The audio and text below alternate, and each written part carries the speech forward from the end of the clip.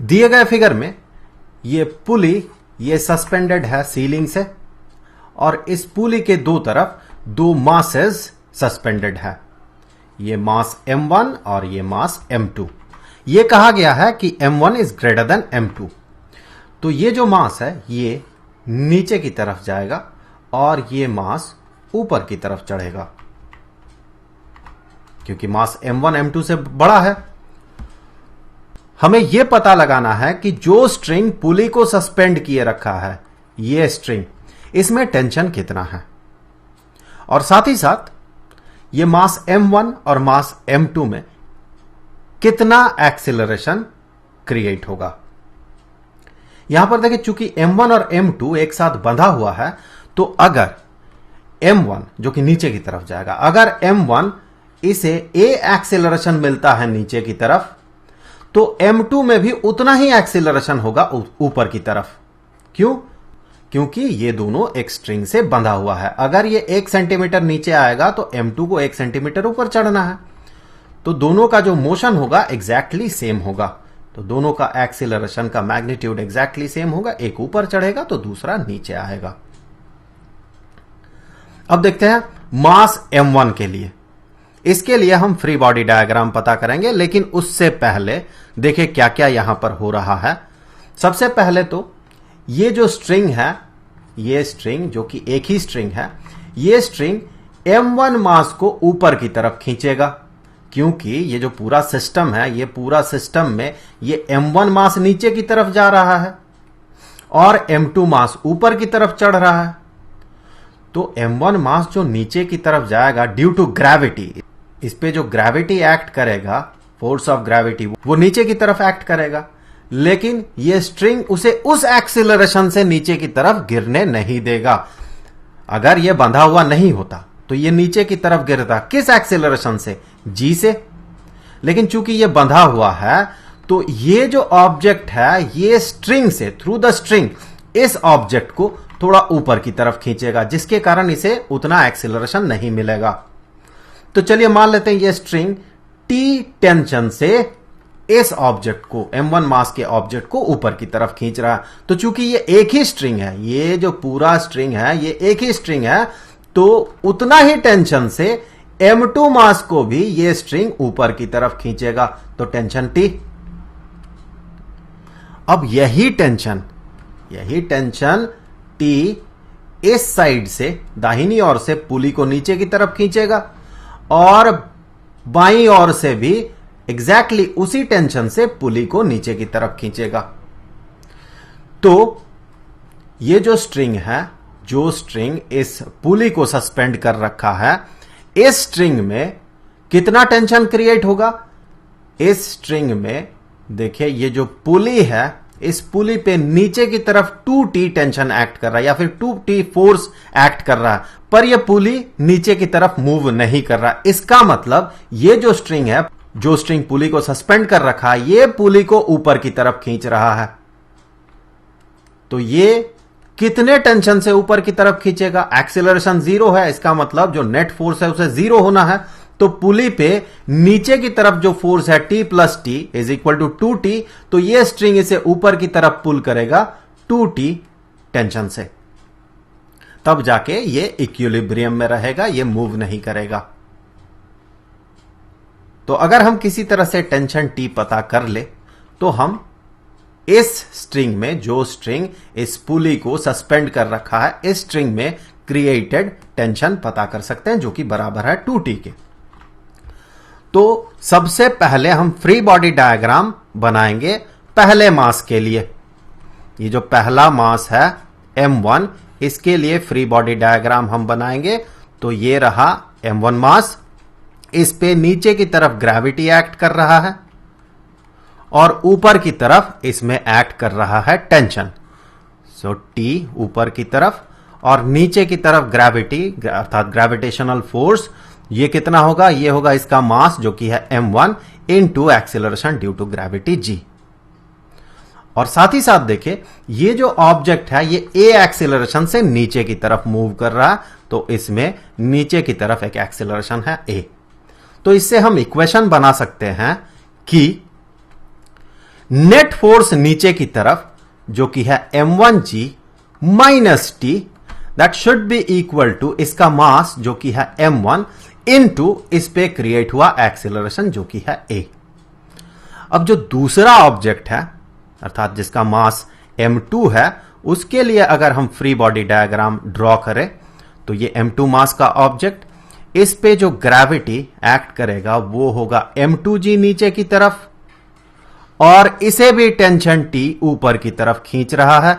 So tension T ऊपर की तरफ, पर इसमें जो एक्सीलरेशन है ये एक्सीलरेशन ऊपर की तरफ है और वो एक्सीलरेशन है a। इस ऑब्जेक्ट को देखें तो फिर अब हम जो नेट फोर्स पता करेंगे इस ऑब्जेक्ट पे वो ऊपर की तरफ पता करेंगे। तो नेट फोर्स इस केस में ये हो जाएगा T minus m2g, net force ऊपर की तरफ, that should be equal to इसका मास इनटू इस पे क्रिएट हुआ एक्सेलरेशन। तो इसका मास है m2, इस पे क्रिएट हुआ एक्सेलरेशन है a।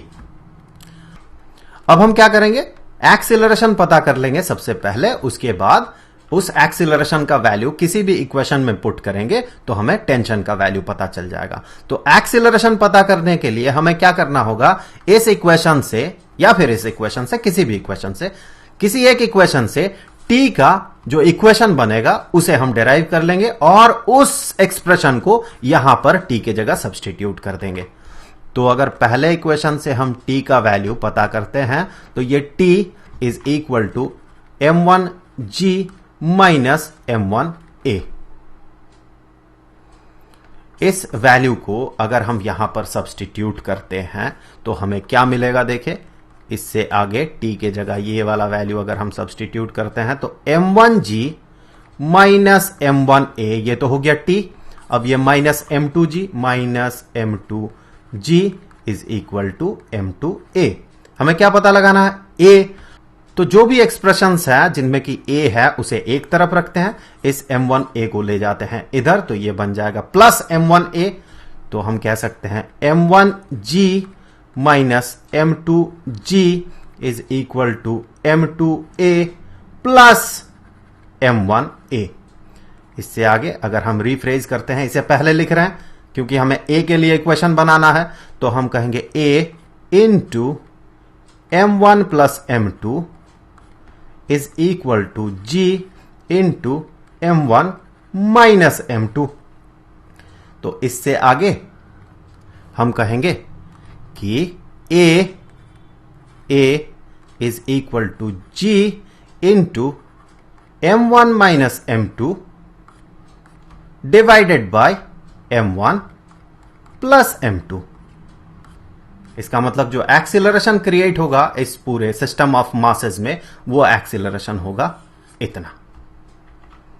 अब हमें पता करना है कि इस स्ट्रिंग में टेंशन कितना होगा, तो इस एक्सीलरेशन का वैल्यू अगर हम सब्सटीट्यूट कर देते हैं यहां पर तो हमें टेंशन का वैल्यू या मैग्नीट्यूड पता चल जाएगा।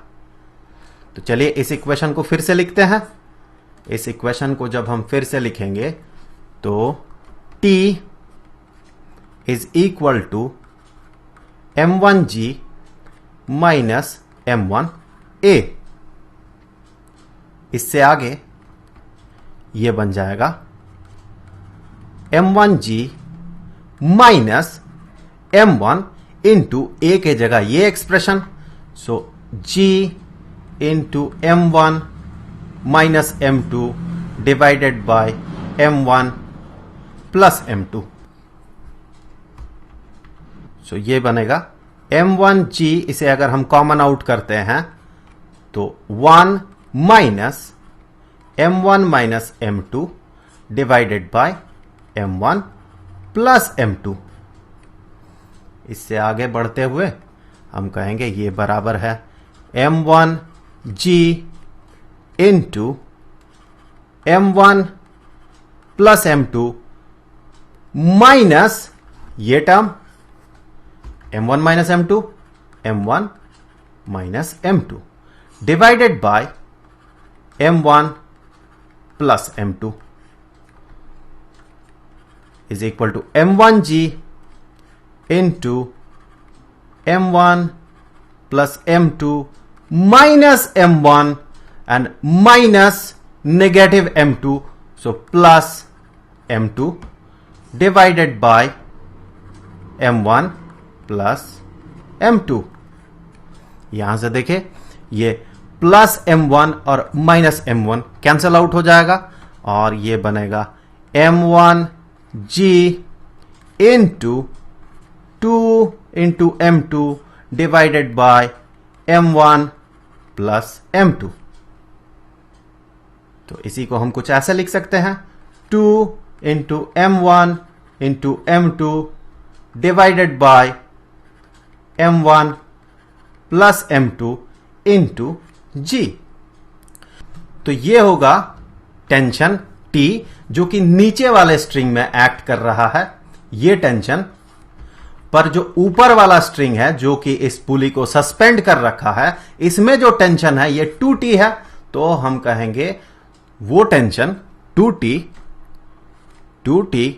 इज इक्वल टू 2 इंटू ये वाला एक्सप्रेशन, तो ये बन जाएगा 4 into m1 into m2 divided by m1 plus m2 into g। तो इस एक्सप्रेशन को देखें, ये होगा उस स्ट्रिंग में, ऊपर वाले स्ट्रिंग में जो कि इस पुली को सस्पेंड कर रखा है, उस स्ट्रिंग में क्रिएट हुआ टेंशन।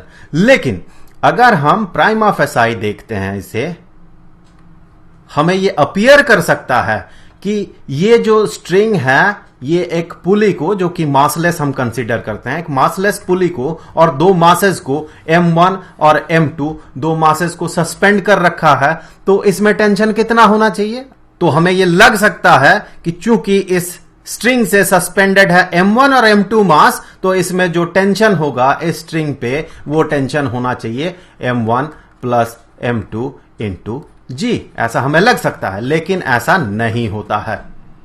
जो टेंशन क्रिएट होता है इस स्ट्रिंग में वो टेंशन होता है इस एक्सप्रेशन के बराबर।